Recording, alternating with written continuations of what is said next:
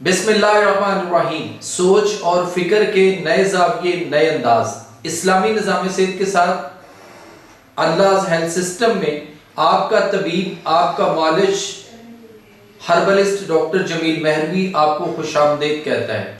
उम्मीद है दोस्तों कि आप सब खैरियत से होंगे और आपको हमारी ये काविश जो हम आप तक पहुंचा रहे हैं, आपको हर हमारा एपिसोड, हर हमारी नई आने वाली वीडियो आपको यकीनन पसंद आती है और आप इसको दूसरों को लाइक भी करते हैं, शेयर भी करते हैं और हमारे चैनल को सब्सक्राइब करने का भी कहते हैं और बेल आइकॉन का बटन दबाना भी नहीं भूलते, क्योंकि हमारा मकसद ये है कि हम आपके लिए नई से नई रिसर्च जो दुनिया में हो रही है वो ढूंढकर आपके लिए लेके आते हैं।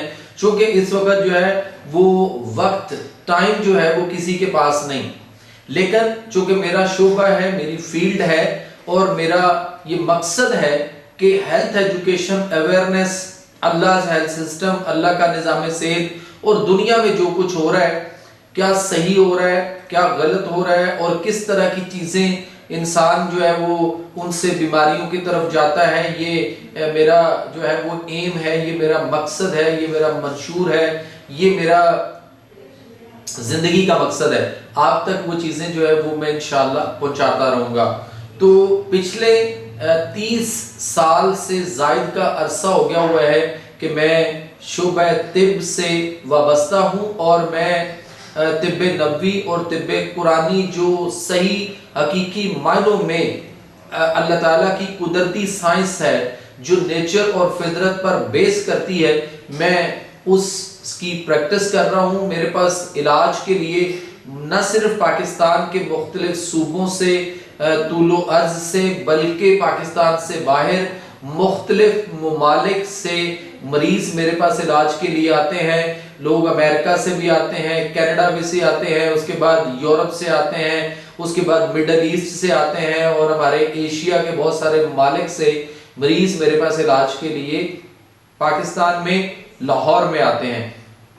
मैं जब मुख्तलिफ बीमारियों के मरीजों को जब देखता हूं तो उसमें मैंने ये देखा है कि हमारे यहाँ गुर्दे के बेशुमार मसाइल हैं, गुर्दे के बेशुमार मरीज जो है वो मौजूद है और उनके गुर्दे जो है वो आहिस्ता आहिस्ता खराब हो चुके हुए या वो लास्ट स्टेज पे जाके उनको पता चलता है। उसकी वजह क्या थी दोस्तों कि उनको बिल्कुल पता ही नहीं है कि उनके अंदर क्या मसाइल, क्या क्या ऐसी इलामात जो है वो पैदा होती रहती हैं या हो चुकी हुई थी और वो उसको इग्नोर करते रहे, जो कि उनके पास इसका इल्म नहीं था, उनके पास इसकी तालीम नहीं थी। सो आज मैं कोशिश करूंगा कि ऐसे कौन सी इलामात, ऐसे कौन सी खराबियां हैं जो हमारे अंदर अगर मौजूद हों या आना शुरू हो जाएं तो उनको हम जानते हों, उनको हम पहचानते हों कि इन खराबियों की वजह से हमारे गुर्दे जो है ना वो खराब होने की तरफ जा रहे हैं और फिर वो किन किन स्टेजेस से गुजरते हुए कहां तक पहुंचते हैं। तो आइए चलते हैं हम अपने लेक्चर की जानब। तो दोस्तों, लेक्चर शुरू करने से पहले मैं आपको बताऊंगा कि बहुत से मरीज मैंने गुर्दे फेल के, यानी जिनके किडनी फेलियर होता है, मैंने देखे हैं और मैं जो बात आपको बताऊंगा पूरी ध्यानदारी से सच बताऊंगा कि मैंने अपने 30 साल प्रैक्टिस में सबसे ज्यादा तकलीफदा गुर्दे फेल होने के मरीजों को देखा है। बाकी मरीजों में जैसा कि जिगर हेपेटाइटिस है, जिगर का कैंसर है, उनका भी इलाज है।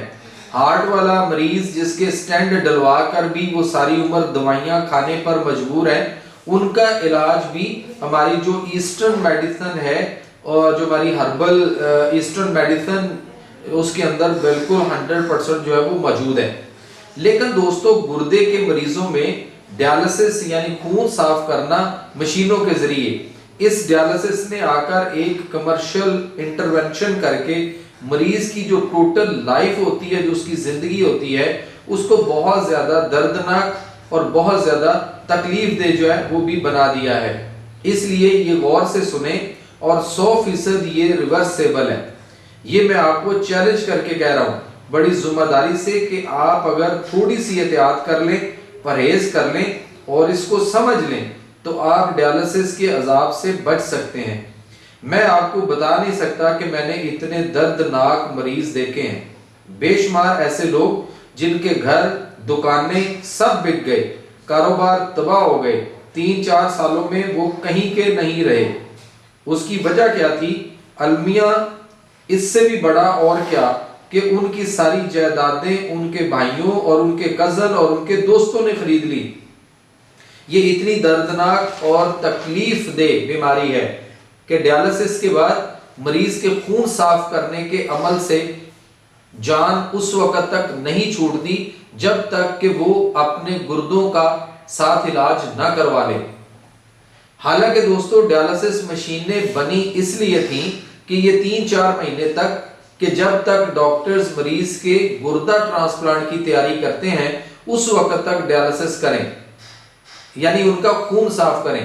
लेकिन लोगों ने इसको इलाज बना लिया, कारोबार बना लिया। ये डायलिसिस 70-80 हजार रुपए का महीने का खर्चा है, अब तो शायद इससे भी ज्यादा 1 लाख तक पहुंच चुका होगा। इससे आप अंदाजा लगा लें कि अगर ये लंबा अरसा खींचा जाए इलाज और फिर आने जाने का खर्चा, 2 बंदे साथ लेकर आते हैं मरीज को और सुबह से शाम तक वो वहां बैठे रहता है, उनका दिन भी जाया होता है, बच्चों का फ्यूचर भी जाया होता है, तबाह बर्बाद हो जाता है, बड़ी तकलीफदेह है, बड़ी सख्त आजमाइश होती है बच्चों की। इसलिए मैं आपसे रिक्वेस्ट गुजारिश करूंगा, दर्दमंदाना अपील करूंगा कि थोड़ी सी परहेज कर लें और तिब्बे नबवी सल्लल्लाहु अलैहि वसल्लम और तिब्बे कुरानी यानी हर्बल तरीका इलाज जो कि नेचुरोपैथिक सिस्टम है, नेचुरोपैथी है और ईस्टर्न मेडिसिन जो हमारी है उसकी तरफ आप आ जाएं तो इन बीमारियों से निजात जो है वो 100% मुमकिन है। अभी भी आप अंदाजा करें कि अमेरिका में सबसे ज्यादा कॉमन काज अंग्रेजी दवाइयां हैं जिनसे गुर्दे फेल होते हैं। कौन सी दवाइयां? यानी दर्द की दवाइयां, बुखार की दवाइयां, ये सबसे बड़ा काज है गुर्दे फेल करने का। दूसरे नंबर पर आती है इंसुलिन रेजिस्टेंस और तीसरे नंबर पर आता है ब्लड प्रेशर।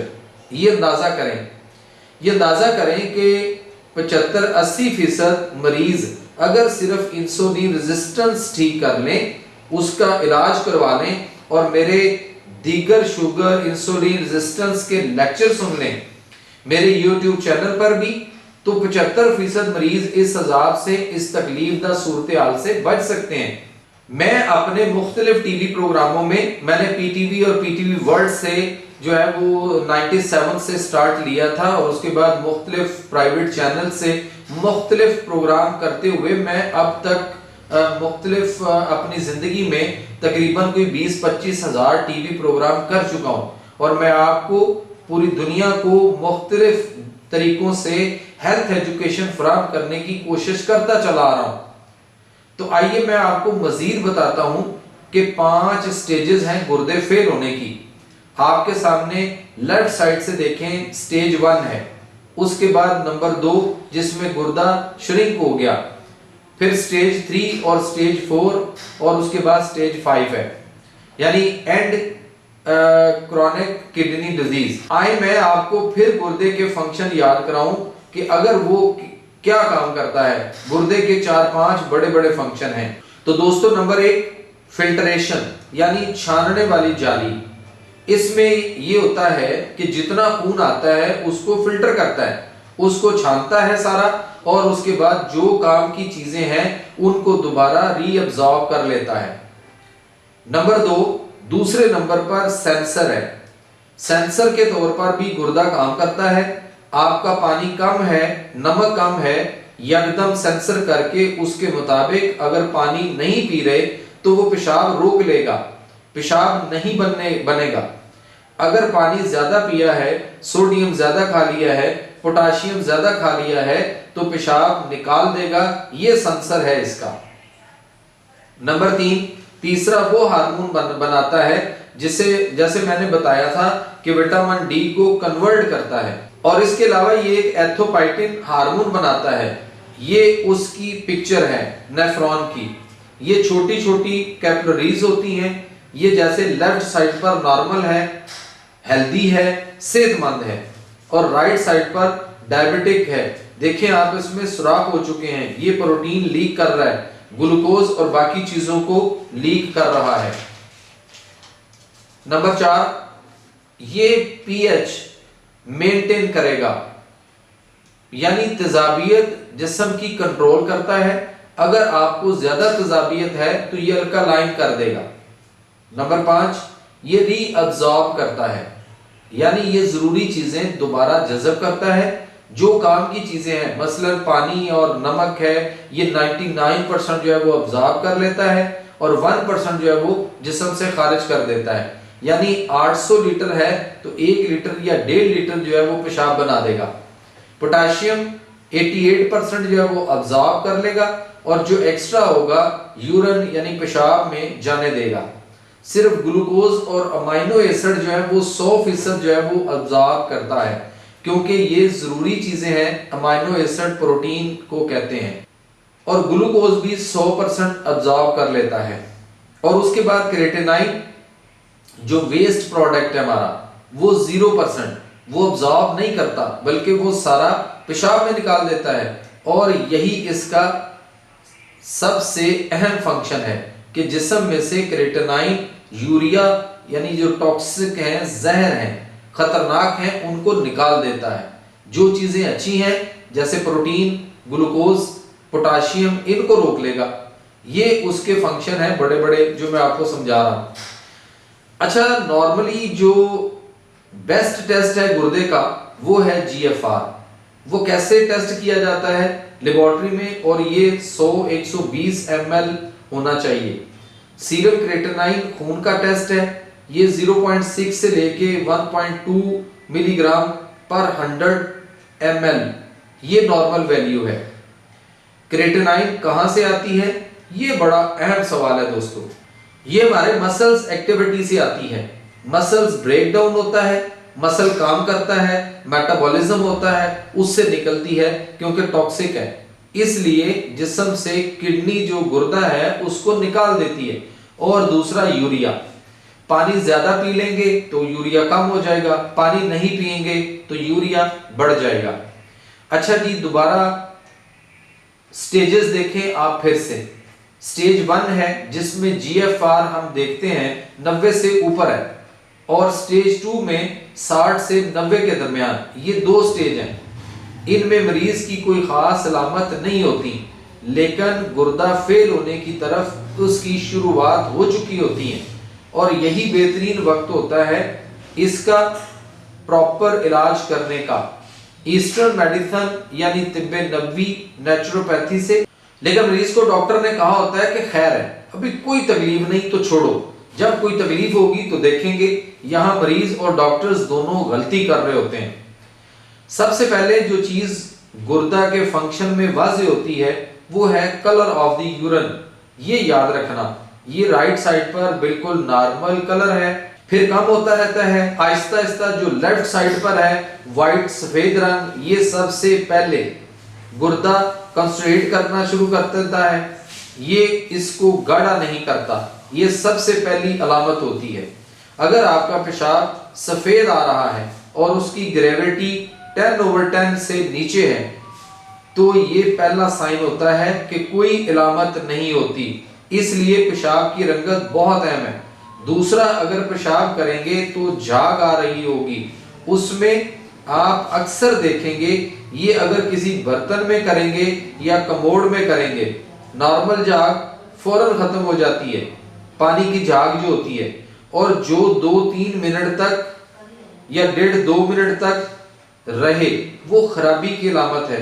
इसका मतलब है दोस्तों कि पेशाब में प्रोटीन आ रही है, इसको प्रोटीनोरिया कहा जाता है। इसमें बाद में मरीज को कुड़ल, क्रैम्प्स पड़ने शुरू हो जाते हैं और फिर आहिस्ता आहिस्ता गुर्दे खराब होकर नकारा या गुर्दे फेल हो जाते हैं। ये पहली स्टेज है। दूसरा, बार बार पेशाब आता है, जैसा मैंने आपको पहले बताया। ये यूरिन रूटीन एग्जामिनेशन है। ये टेस्ट सस्ता भी है, ये टेस्ट सबसे पहले करवाना है। महंगे टेस्टों की जरूरत इस स्टेज पर नहीं होती। पेशाब में तब्दीली आ चुकी, फौरन तबीब, माहिर मुआलिज से राब्ता करें जो ईस्टर्न मेडिसिन से इलाज करता हो, वरना डॉक्टर्स के हत्थे चढ़ के तो फिर वेस्टर्न मेडिसिन, फरंगी तिब यानी अंग्रेजी तरीका इलाज शुरू करवा लिया तो फिर आखिरी स्टेज तक और फिर डायलिसिस और गुर्दा तब्दीली तक जो है वो डॉक्टर आपका मुकद्दर बना देंगे। स्टेज 3 ये सबसे कॉमन स्टेज है दोस्तों, जहां मैं इंटरवेंशन करूंगा कि आप प्रॉपर गुर्दों का इलाज जो है वो करवाएं, कार्बोहाइड्रेट्स लो करें, प्रोटीन बढ़ाएंगे, इलाज हो जाएगा। वरना ये डायलिसिस तो इलाज नहीं है, ये आप मशीनों पर जाकर बार बार खून साफ करवाने पर लगे रहते हैं और समझते हैं कि गुर्दे वाश हो रहे हैं। हालांकि गुर्दे दोस्तों दुनिया में आज तक कभी भी किसी के कहीं भी वाश नहीं हुए, लेकिन लोगों ने इसको इलाज समझ लिया हुआ है। जब तक वो अपने गुर्दों की खराबी का इलाज नहीं करेंगे तो मशीनों से जान कैसे छूटेगी। 70% मरीज इस स्टेज पर इलाज के लिए निकलते हैं, इसलिए यही वक्त होता है कि असल इलाज की तरफ आया जाए, ना कि डंग टपाव करते करते गुर्दा तब्दील करने तक की नौबत जो है वो फिर आ जाती है। ब्लड प्रेशर बढ़ जाता है, फास्फेट जिस्म में बढ़ जाएगा, कैल्शियम लो होना शुरू हो जाएगा। जब कैल्शियम लो होगा तो पैराथायराइड हार्मोन जो है वो बढ़ जाएगा। थायराइड के साथ छोटे छोटे ग्लैंड हैं, वो सक्रीट होता है। वो क्या करता है दोस्तों कि कैल्शियम को बढ़ा देता है। हार्मोन जब बढ़ जाता है, कैल्शियम तो फास्फेट से बैलेंस करने के लिए, फास्फेट ज्यादातर एनिमल फूड में होता है, इसलिए हम कर देंगे। दूसरा स्टेज 3 में एनीमिया यानी खून की कमी शुरू हो जाती है, खून नहीं बनता due to less erythropoietin hormone. ये बहुत महंगा है। ये जो गुर्दा फेल के मरीज हैं उनको पता होगा कि ये 6-8 हज़ार रुपए का इंजेक्शन है जो डॉक्टर्स उनको लगवा रहे होते हैं। इसलिए बार बार ये मैं आपको कह रहा हूं कि बहुत महंगा ये डंग टपाव तरीका है। दूसरा, पाँव में, मुंह और हाथों में सूजन हो जाती है, कमर में शदीद दर्द, पट्टों में खिंचाव और अकड़न यानी कुड़ल पड़ना, क्रैम्प्स, क्योंकि प्रोटीन पेशाब में खारिज हो रही होती है और डॉक्टर प्रोटीन मना कर रहे होते हैं, उन्हें समझ नहीं आती। तो दोस्तों उन्हें समझ क्यों नहीं आ रही? बात बड़ी सीधी सी है, आप समझ जाएंगे लेकिन डॉक्टर समझना नहीं चाह रहे। देखें, अगर किसी में उल्टियां आए या किसी को मोशन आए, लूज मोशन आए, तो उनमें पानी की कमी हो जाती है और यही डॉक्टर्स कहते हैं कि पानी की कमी को पूरा करने के लिए आप जो है वो सोडियम की जो है वो ड्रिप लगवाएं, नॉर्मल सलाइन लगवाएं। उनको ड्रिप लगा रहे होते हैं, उनको निमकोल पिला रहे होते हैं कि पानी की कमी हो गई आप में। इसी तरह से अगर किसी का खून निकल रहा हो और वो निकली जा रहा हो तो डॉक्टर कहते हैं कि इसका खून जो है वो रुकने का नाम नहीं ले रहा, तो आप क्या करें, इसको खून की ड्रिप लगवाएं। जैसे मिसाल के तौर पे अगर किसी के नाक से नक्सीर आना शुरू हो जाए और वो ना रुक रही हो और वो आई जा रहा हो खून, तो फिर आप देखेंगे डॉक्टर जो है वो खून की ड्रिपें लगाएंगे, इसलिए कि खून की जिस्म में कमी हो रही है और मरीज जो है उसकी जान जा सकती है। तो यही बात मैं समझाना चाह रहा हूं कि अब अगर नाक से खून आ रहा है तो इसका ये मतलब हरगिज नहीं है कि उसके अंदर खून की ज्यादती होगी और वो निकल रहा है।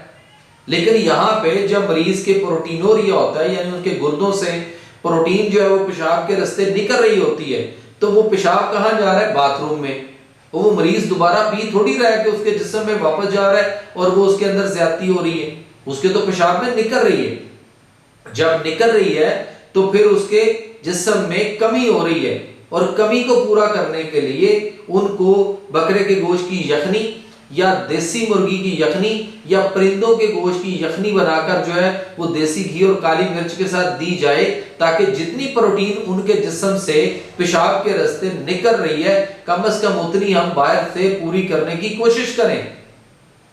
गुर्दों के फिल्टर्स आपने देखे कि वो रैप्च कर गए, उनमें से प्रोटीन लीक हो रही है और नई प्रोटीन अगर हम बाहर से नहीं खाएंगे, नहीं लेंगे, तो जिस्म में प्रोटीन कम होती जाएगी। उससे क्या होगा? आपके मुख्तलिफ अज़ा, आपका दिल, आपका जिगर, आपके गुर्दे बजाते खुद काम सही नहीं करेंगे और खास तौर पे आपके पट्टे, आपके मसल्स, आपका मस्कुलर सिस्टम, और उससे क्या होगा? आपको कुड़न पड़ेंगे, क्रैम्प्स आएंगे, पट्टों में अकड़न होगी, खिंचाव आएगा, लेकिन डॉक्टर हैं कि इस बात को समझ ही नहीं रहे और वो आपको मना कर देते हैं कि जनाब आपने प्रोटीन वाली कोई चीज नहीं खानी। सरीहन 100% गलत है ये ऐसे ही है जैसे नाक से खून आ रहा है तो डॉक्टर ये कहे कि नहीं जी आपके तो खून बहुत ज्यादा हो गया इसलिए निकल रहा है, तो आपने खून नहीं लगवाना। और अगर आप खून नहीं लगवाएंगे तो मरीज की जान चली जाएगी। यही बात यहाँ पे मैं आपको लॉजिक के साथ मैंने आपको समझाने की कोशिश की है और डॉक्टरों को इस बात को गौर करना चाहिए और वो जब ये बात सुनेंगे, इसको समझेंगे तो फिर वो जान जाएंगे कि प्रोटीन जो है वो कितनी जरूरी है। इसके बाद स्टेज 4 आती है, उसमें और हालात खराब होते हैं, यानी GFR जो है वो 15 से 29 के दरमियान आ जाता है। इसमें वही इलामात जो पहले थी बताई आपको वो ज्यादा बढ़ जाती हैं और जिस्म पे सोज बढ़ जाएगी, सांस का मसला हो जाएगा और फिर जान बचाने के लिए वक्ती तौर पर खून साफ करवाना जो है वो पड़ सकता है, जिसको आप डायलिसिस कहते हैं। ये हेमोडायलिसिस होता है यानी खून को साफ करना। उसके बाद है स्टेज 5, इसमें GFR 15 से नीचे आ जाता है, सांस की तकलीफ बढ़ जाती है बहुत ज्यादा, फिर नींद भी नहीं आती, अमोनिया की ब्रीथ, मुंह से बू का आना और मुंह का जायका तब्दील हो जाना, फेफड़ों में पानी पड़ जाता है, सीधा लेट नहीं सकता मरीज, जहरीले मादे जो हैं वो बढ़ेंगे तो सारे जिस्म में खारिश शुरू हो जाती है, मतली और उल्टी आना, पट्ठों में दर्द। स्टेज 1 अगर शुरू हो तो यूरिन रूटीन टेस्ट यानी क्रेटिनाइन, अल्ट्रासाउंड टेस्ट फौरी करवा लें।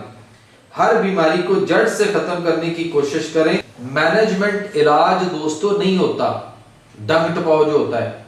शुगर, ब्लड प्रेशर जैसी अमराज के लिए सारी उम्र दवाइयों का इस्तेमाल जानलेवा भी है और गुर्दे भी फेल होते हैं। आपको मैं फिर बता रहा हूं कि गुर्दे फेल होने की सबसे बड़ी वजह शुगर, ब्लड प्रेशर की दवाइयां हैं, यूरिक एसिड की दवाइयां हैं, पेन किलर्स हैं, एंटीबायोटिक्स हैं, कोल्ड ड्रिंक्स हैं, एनर्जी ड्रिंक्स हैं, सॉफ्ट ड्रिंक्स हैं, डब्बों के दूध हैं, डब्बों के जूस हैं, फास्ट फूड है, जंक फूड है, फ्रोजन फूड है और सबसे अहम इंसुलिन रेजिस्टेंस है। इसको भी आप समझ लें। ये वीडियो भी मेरे चैनल पर आपको मेरे लेक्चर मिल जाएंगे इंसुलिन रेजिस्टेंस वगैरह के। ये आखिर में मैं फिर आपको सारा डिटेल दे दिया। ये स्लाइड है, गौर से देख लें, समझ लें। तो दोस्तों आपको मजीद कोई मशवरा, मालूमात दरकार हो या आप अपना किसी जानने वाले का या आप अपना प्रॉपर कोई इलाज करवाना चाह रहे हो या उसके बारे में कुछ सही गाइडलाइन आप चाह रहे हो तो आपके सामने मेरा नंबर जो है वो आ रहा है। आप उस नंबर के ऊपर जो है वो मुझे कॉल कर सकते हैं 24/7, जब चाहें आप पूरी दुनिया से उन नंबर्स पर मुझे राब्ता कर सकते हैं जो कि आपके सामने स्क्रीन पर आ रहे हैं। मेरी आज के इस एपिसोड में ये कोशिश थी कि मैंने आपको वो इलामात बताई और आपने यकीनन गौर से सुनी और ये सदका जारिया भी है कि ये इलामात, ये चीजें हेल्थ एजुकेशन में आती हैं, यानी सेहत की बुनियादी तालीम का जानना हर फर्द का जो है वो उसके लिए बड़ा जरूरी है। तो हम कोशिश कर रहे हैं और आपने इनको दूसरों को भी फैलाना है, इन बातों को दूसरों तक पहुंचाना है ताकि दूसरे भी इनको देखकर इन बातों पर से जो है वो इस्तिफादा हासिल करें। और अगर खुदा न खास्ता कहीं उनके यहाँ कोई गड़बड़ गुर्दों में कहीं कोई प्रॉब्लम आती है तो स्टेज 1 पे ही उनको पता चल जाए कि ये इलामात मेरे अंदर पैदा हुई है तो मुझे क्या करना है। वरना फिर लास्ट स्टेज पे पता चलता है तो फिर हम ये सोच रहे होते हैं क्या हकीम को आजमाना है या किसी होम्योपैथ को आजमाना है या किसी दम वाले को आजमाना है। लेकिन सारी जिंदगी हम अंग्रेजी दवाइयां खा खा कर अपने आप को बिगाड़ कर यहां तक पहुंच चुके होते हैं। सो अपने मेजबान, अपने तबीब, अपने मुआलिज हर्बलिस्ट डॉक्टर जमील महरवी को दीजिए इजाजत। इंशाल्लाह मिलते हैं अगली एपिसोड में एक नए मौजू के साथ। तब तक अपनी दुआ में याद रखिएगा। अल्लाह मेरा और आप सबका हामी और नासिर।